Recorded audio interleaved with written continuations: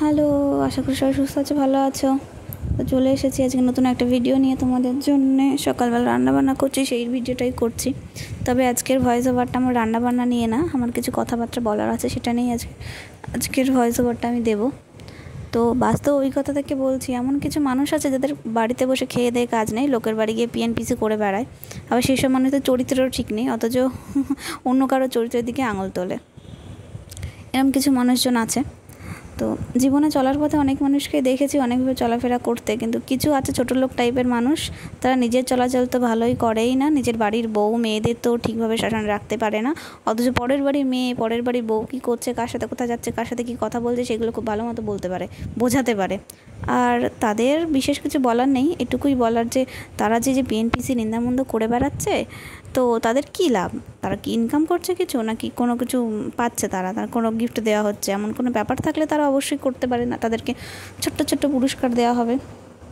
যদি এমন কিছু চায় তাহলে অবশ্যই আমাদের সাথে কন্ট্যাক্ট করুক, যে আমাদের নামে এইভাবে যেমন ছড়াচ্ছে কথাবার্তা, সেরকম তাদেরকে সেরকম সেই ওয়াইজ পুরস্কার দেওয়া হবে। যদি বড় কথা ছড়ায় তাহলে বড় পুরস্কার দেওয়া হবে, যদি ছোটো কথা ছড়ায় তাহলে ছোটো পুরস্কার দেওয়া হবে।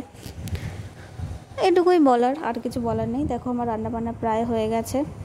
আজকে আমি রান্না করছি কাতলা মাছ দিয়ে আলু দিয়ে একটু পাতলা ঝোল, আর সজনে ডাঁটা দিয়ে সর্ষে পোস্ত দিয়ে একটু মাখা মাখা মতো করবো। এটা আমার শাশুড়ি থেকেই শেখা।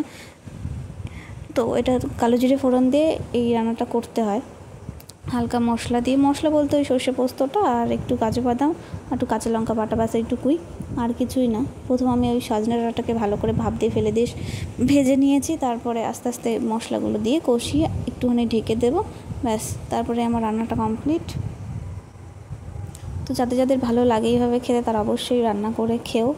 আগে হয়তো এরকম কোনো দিন খাওনি কেউ, হতে পারে, আবার খেতেও পারো। আমি আগে কখনো খাইনি, আমার শ্বশুরবাড়িতে এসেই খেয়েছি। তো বলতে বলতে আমার রান্নাটা কমপ্লিট। তো দেখো এরপর আমি ওই শাকটা করবো। সকালবেলা শ্বশুর কমলি শাক নিয়ে এসেছিলো, তো সেটাই করব। একটু রসুন ফোড়ন দিয়ে দিয়েছি, রসুনটা একটু লাল লাল করে ভেজে নেব। তারপর রসুনটা ফোড়নের মতো হয়ে গেলে, লাল লাল ভাজা হয়ে গেলে, তারপরে শাকটা দিয়ে দেবো। একটুখানি ঢেকে দিয়ে নাড়াচাড়া করে একটু জল দিয়ে সেদ্ধ করে ভালো করে একটু ভাজা ভাজা মতো করে নামিয়ে দেবো, ব্যাস আমার রান্না কমপ্লিট।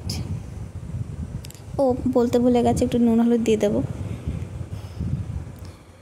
তো আজকের ভিডিওটা এইটুকুই, আশা করি সবাই ভালো আছো।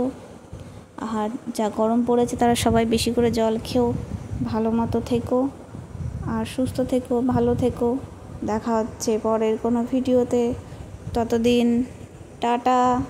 আর আমার ভিডিওটা এখনও কমপ্লিট হয়নি, কিন্তু ভয়েস ওভারটা শেষ হয়ে গেছে, এই জন্যে থ্যাংক ইউ।